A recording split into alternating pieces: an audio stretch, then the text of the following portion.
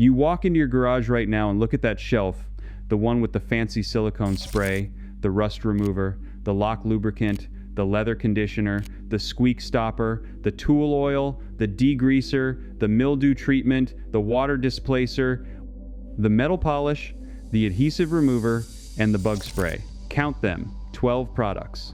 Somewhere between $80 and $140 sitting there in aerosol cans. And every single one of them can be replaced by a $4 can with a red top and a blue and yellow label that the Amish in Lancaster County have quietly been buying by the case since the 1960s. Not because they read about it in a magazine, because they figured out something the rest of us stopped noticing. The first time I saw it, I was standing in a buggy shop outside Bird in Hand, Pennsylvania, watching an Amish craftsman named Amish work on a leather harness that had gone stiff over the winter. He reached under his workbench and pulled out a can I recognized from my own garage. He sprayed it on the leather. He wiped it in with a rag. He kept talking to me about the weather. And that harness came back to life like it was brand new. I asked him what he was doing. He looked at me like I had asked him why the sun came up. He said, "We use this for everything, everything." That was the beginning of a list I kept in the back of a notebook for 2 years, 12 confirmed uses that replace 12 separate products most American homeowners are buying on autopilot. The formula was perfected in 1953 in a small lab in San Diego on the 40th try, which is where the name comes from. Water displacement, Formula 40, and what I am about to share with you is what the industry that sells you specialized cleaners and lubricants absolutely does not want the average 60-year-old man in America to figure out, because if you did, their entire cleaning aisle collapses. Stay with me, because the last use on this list came out of a 1997 book by two men called the Duct Tape Guys, and it is the one nobody talks about. Let me tell you the first thing I learned from the Amish about this can, and it is not what you think. Everybody knows you can spray it on a squeaky hinge. That is the joke. That is the beginner move. The Amish do not use it for squeaky hinges much because their doors are built with real iron hinges that were fitted properly the first time. What they use it for is something completely different, and it starts with rust. Rust is the enemy of a farming community. Everything they own is made of metal, exposed to weather, and expected to last 3 generations. In the buggy shops around Intercourse, Pennsylvania, and up in Holmes County, Ohio, you will see men spraying this stuff on the underside of axles, on wagon springs, on the exposed threads of bolts that hold the wheels together. It contains anti-corrosion agents specifically designed for that job. The original formula was developed to protect the outer skin of the Atlas missile from rust and corrosion in 1953, before it was ever sold to the public. The employees at Rocket Chemical Company started sneaking cans home in their lunchboxes because they realized what they had made. The Amish figured out the same thing about 20 years later, and they never looked back. Use number 1 on my list is a rust remover for tools. You go out to your shed, you pull out that old wrench set that has been sitting in a bucket since your father-in-law passed, and it looks like a lost cause. Spray them down, let them sit for 10 minutes. Take a stiff wire brush to them. The rust comes off in flakes. What is underneath is metal you thought was gone forever. That is one product off your shelf. A can of commercial rust remover runs you between $12 and $18. Use number 2 is a lock lubricant. Every winter, half the people in this country buy a little tube of graphite powder or a specialized lock spray for their padlocks and door locks that freeze up in cold weather. The Amish figured out decades ago that a quick spray of this stuff into the keyhole displaces the moisture that causes the freezing in the first place. That is what the formula was designed to do, water displacement. It is literally in the name. That is your second product gone. Use number 3 is for stuck bolts. If you own anything older than 15 years, you know the feeling. A bolt that will not turn. You are leaning on the wrench with all your body weight and it will not budge. The Amish do not have the option of just running to the hardware store and buying a new part. They fix what they have. They spray this stuff on the threads, they walk away for 20 minutes, they come back and the bolt turns like it was greased yesterday. Penetrating oil in a specialty can run around $9. Product number 3 gone. But here is where it starts to get interesting, because these first 3 are what everybody knows. The Amish know things about this can that never made it into the mainstream. and I am about to tell you what they are. Now, the fourth use I picked up from a woman named Sarah in Holmes County, Ohio, and it changed how I clean my kitchen. She had cast iron pans hanging from a rack above her wood stove that had been in her family for 4 generations. Cast iron, if you know anything about it, is a religion. You do not use soap. You do not use scrubbers. You season it and you protect it. And when it gets rust spots, which it will if you live in a humid climate, most people panic and try harsh chemicals that ruin the seasoning. Sarah pulled the can off her shelf, sprayed a light mist on the rust spot, worked it in with a paper towel, wiped it clean, then re-seasoned the pan with lard. The rust was gone. The seasoning came back stronger. That is use number 4, and it saves the cast iron cookware that most families in America have given up on and thrown in a garage sale. Use number 5 is stainless steel appliances. If you have a stainless refrigerator, a stainless dishwasher, a stainless microwave, you know that every fingerprint shows. The industry sells you a specialized stainless steel cleaner and polish for anywhere between $8 and $15 a bottle. It is a scam. A light spray of this can, wiped in the direction of the grain with a soft cloth, removes fingerprints, adds shine, and protects the surface from smudging for weeks. This is documented in their own 2,000 plus uses list that the company published as a PDF. Product number 5 gone. Use number 6 is scuff marks on floors. Ceramic tile, linoleum, vinyl, hardwood. Every time you drag furniture or your grandchildren run through the house in their play shoes, you get black scuff marks. The specialty scuff remover in the store is essentially colored water at $11 a bottle. A quick spray of this stuff, a wipe with a rag, and the scuff is gone. The floor still needs to be wiped clean afterward because there is a slight oily residue, but the mark itself vanishes. That is on their official list of uses. Use number 7 is the one that shocked me the most. Crayon on walls. If you have grandkids, you know the horror. Your daughter-in-law drops the kids off, you turn your back for 5 minutes, and there is a masterpiece on your dining room wall in blue crayon. Most families end up repainting. Crayola themselves, the company that makes the crayons, officially recommends this can as a stain removal method on their own website. Spray it on, wait a minute, wipe with a soft cloth. The crayon lifts off the paint without damaging the wall. That is on record. That is not folklore. That is the crayon manufacturer telling you what to use. Use number 8 is one I learned from an Amish farrier who was working on a horse near New Wilmington, Pennsylvania. His leather work boots had been through mud, manure, water, and sun for 6 months. They should have been ruined. He spent 5 minutes every Sunday evening spraying them lightly with this can, wiping them down with a rag, and then applying neat's foot oil. Those boots looked new. He told me his father had done the same thing, and his grandfather before him. The can breaks down surface grime, displaces moisture that would otherwise cause the leather to rot from the inside, and preps the surface for conditioning oil. That is a leather care product gone from your shelf. The specialty leather cleaner runs about $14. But here is where I need to stop and tell you something. Because the story of how this knowledge stayed alive in Amish communities and got quietly buried in the rest of American culture is not an accident. It is the direct result of an industry that watched a single product solution threaten 12 separate profit centers and made a decision to fight back. That decision came in the 1980s, when the specialty cleaning market exploded from a few dozen products to several thousand, each one marketed for one specific job that a $4 can already did better.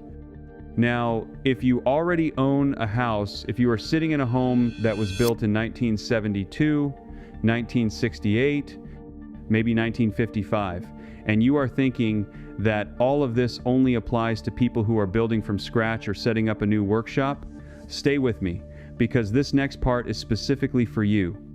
Because these next 4 uses require nothing but the can itself, a rag, and 1 afternoon of your time. Use number 9 is one that will save you a fortune on garage door repairs. If you have a garage door older than 10 years, you have noticed the noise. The grinding, the squealing, the sound like something is going to snap. Most people call a garage door company, pay $150 for a service visit, and get told they need new springs or a new motor. In 90% of cases, all the door needs is lubrication on the rollers, the hinges, and the track. The Amish who run repair shops in Lancaster County that service the trucks and equipment of their non-Amish neighbors, because yes, Many Amish men run businesses that serve the outside community will tell you the same thing. A can of this stuff, sprayed on every moving part of a garage door once a year, adds decades to the life of the mechanism. That is a $150 service call replaced by a $4 can in 10 minutes of your time. Use number 10 is for your outdoor faucets and pipes in winter. If you live anywhere north of Kentucky, you know the fear. A hard freeze hits, you forgot to disconnect the garden hose, and now you are worried about a burst pipe. The can, sprayed as a coating on the exposed outdoor pipes and around the faucet before the freeze hits, displaces moisture and creates a thin barrier that helps prevent the kind of ice damage that leads to a plumbing emergency. This is documented in the AAA reference on this product. It does not replace proper winterization, but it adds a layer of protection that has saved a lot of old houses in Pennsylvania and Ohio from $1,000 plumbing bills. Product number 10 gone. Use number 11 is for wooden and metal patio furniture that has been sitting outside all season. Aluminum lawn chairs get chalky and dull. Wood picnic tables get gray and start to splinter. Wrought iron gets a fine layer of oxidation. A light spray of this can on any of these surfaces, worked in with a rag, restores color, removes surface grime, and adds a protective barrier that resists moisture for weeks. That replaces a specialty outdoor furniture cleaner and a metal polish. 2 products for the price of 1 spray. And use number 12, the one I want you to focus on right now if you are watching this on your TV in a house that was built before 1980, is for the rubber seals and gaskets around your doors, your windows, your refrigerator, and your car doors. Rubber dries out. When it dries out, it cracks. When it cracks, cold air gets in during winter and your heating bill goes up. The specialty rubber conditioner sold in auto parts stores runs about $17. A light spray of this can on every rubber seal in your house once a year keeps them soft, flexible, and sealed. A home remodeling contractor named Danny Niamella, who runs a construction company, publicly confirmed this exact use in a piece published this year. He said, door seals, cabinet bumpers, weather stripping, when they dry out, they crack or squeak. And this can rejuvenate them instead of you having to replace them. That is product number 12. There's a reason I don't rush through these videos, and it's not because I'm padding for time. It's because I'd rather you actually learn one thing well than skim past 10. If you want the rest, the part I don't have time to say out loud, it's all written down in the Amish Home System, links in the description. Now, where were we? Now, before I show you the finale, the one nobody talks about, I want you to understand something. The reason your grandfather had 1 can of this stuff in his garage and nothing else, while you have a whole shelf of specialty products, is not because the world got more complicated. It is because someone made a lot of money convincing you that it did. Let me walk you through what happened.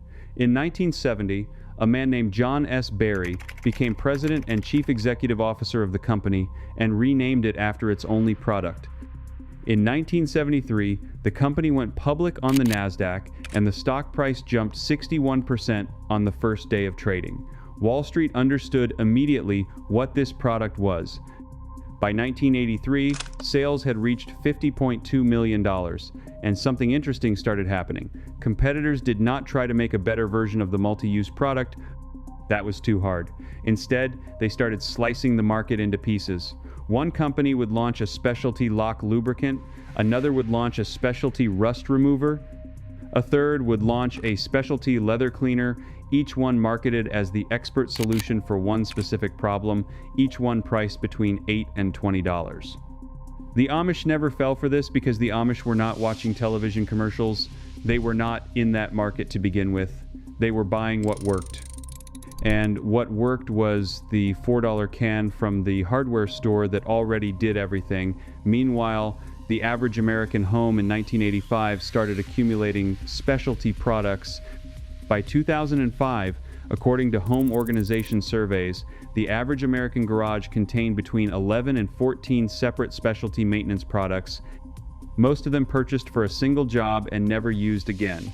That is between $80 and $200 of shelf space doing what one can already does. And here is the part that gets me. The company itself openly publishes a list of over 2,000 documented uses for this product on their own website. They are not hiding it. The information is right there. But the retailers who make their money selling you 12 specialty products next to it on the shelf are not going to point at that list and tell you to save your money. That is not their business model. So the knowledge sat there in plain sight, while an entire generation of American homeowners forgot what their fathers knew. The Amish never forgot. They passed this knowledge from father to son the same way they passed down farming techniques and carpentry. When I sat down with a family in Millersburg, Ohio, and asked the grandfather how many cans he goes through in a year, he laughed and said about 15. 15 cans, $60 a year. And he does not spend another dime on cleaning or lubricating products in the entire house or barn. $60 a year replaces what the average American household spends between $300 and $420 on annually across the 12 specialty products I just walked you through. But here is the finale, the one nobody talks about. The use that is buried in a book from 1997 called the WD-40 book, written with contributions from two men named Jim and Tim, publicly known as the Duct Tape Guys, and published by a small press that most Americans have never heard of. This is the technique that changes everything, and it is the one the Amish taught me last. Are you ready for it? Because once I tell you, you cannot unsee it. The Amish use this can as a preventative moisture barrier on the inside surfaces of electrical panel boxes and switch enclosures, not to fix anything, not to lubricate anything, as a preventative measure once a year, in the fall, before the humid weather turns into the freeze-thaw cycle that causes condensation inside metal electrical enclosures. They open the panel box, unplug the power for safety, and lightly mist the interior surfaces of the box, never the live components themselves, only the metal housing and the interior walls, and then close it back up. This displaces the moisture that would otherwise condense inside during winter when the metal box cycles between cold outside temperatures and warm interior air. That condensation is the number one reason old electrical panels start to corrode from the inside, develop hot spots, and eventually fail in ways that cost thousands of dollars to fix or, worse, cause house fires in older homes. The use is documented in the official 2,000+ uses list published by the company itself. The exact language is, spray on electrical panel boxes to drive out moisture. It is right there in the document, but you will not find it on any home inspection checklist. You will not find it in any homeowner maintenance guide from the big box stores. Because if every homeowner in America did this once a year, the electrician industry would lose a significant portion of its emergency service revenue. It is a 5-minute preventative treatment that extends the life of your electrical system by decades, and almost nobody outside of tight-knit rural communities knows about it. The Amish learned it from an older generation that installed electrical service in outbuildings and barns for their non-Amish customers, and who noticed which panels lasted 40 years without issue and which ones failed at 15. The difference was the moisture control. And this can, at $4, does the job that no specialty product on the market is even marketed for, because there is no profit in telling homeowners about a preventative treatment they can do themselves in 5 minutes. That is the finale. That is the use the industry does not want you to think about. That is what 140 years of rural, self-sufficient, generational knowledge looks like when it is preserved by people who never watched a television commercial and never bought into the myth that every household problem needs its own specialty product. You came to this video because something in the title told you that what they sell in the cleaning aisle and the automotive aisle is not the whole picture. You were right. The whole picture is a $4 can with a blue and yellow label that has been sitting in every hardware store in America for over 70 years, doing the work of 12 separate products that were invented to convince you that you needed them. Your grandfather knew this, your father probably forgot it, and the marketing industry spent 40 years making sure you never thought about it again. The Amish never forgot because they were never in that market to begin with. And now you have the list. If you are the kind of man who believes that real knowledge has been quietly pushed aside to protect someone else's profit, you already know what to do next. You already know that the $4 can under your sink or on your workbench is worth more than the $200 of specialty products sitting next to it. You already know that the people who lived closest to the land, who fixed everything themselves, who passed down what worked from father to son for generations, understood something the rest of us stopped paying attention to. I want to hear from you in the comments below. Not a generic response, a specific one. Which of the 12 uses I walked you through today is the one you are going to try first this weekend? Is it the rust removal on your old tool set? Is it the garage door lubrication that saves you the $150 service call? Is it the rubber seal treatment that keeps your winter heating bills down? Or is it the finale, the electrical panel moisture treatment that almost nobody outside of Amish country knows about? Tell me in the comments. This audience does not naturally leave comments, so I am asking you directly. Type it out, one sentence. It matters more than you know, because every comment tells the platform that this kind of knowledge deserves to reach more people who need it. And if you found value in this, if you feel like you just recovered something that was taken from you by an industry that made a lot of money on your not knowing, then subscribe to this channel, not because I am asking. Because you are joining a movement of men and women who are done being told that every problem in their home needs a new product, a new subscription, a new expert, a new bill. We are recovering what our grandfathers knew, one video at a time. The next video I am putting together is going to shock some of you. It is about a specific type of insulation the Amish have been using in their attics and wall cavities for over 130 years that costs a fraction of what fiberglass bats cost at the hardware store, and that outperforms modern insulation in almost every measurable way. There is a reason you have never heard of it, and there is a specific decision that was made in 1978 that pushed it out of the mainstream American building supply chain. I found the document. I have the name of the committee, and I am going to walk you through exactly how to install it in an existing home this fall, in a single weekend, without a permit and without a contractor. Subscribe now so you do not miss it. Turn on the notification bell if that is something your television lets you do. And remember, the knowledge did not disappear. It was pushed aside. And every time one of us picks it back up, the people who profited from us forgetting lose a little bit of ground. That is worth something. That is worth everything.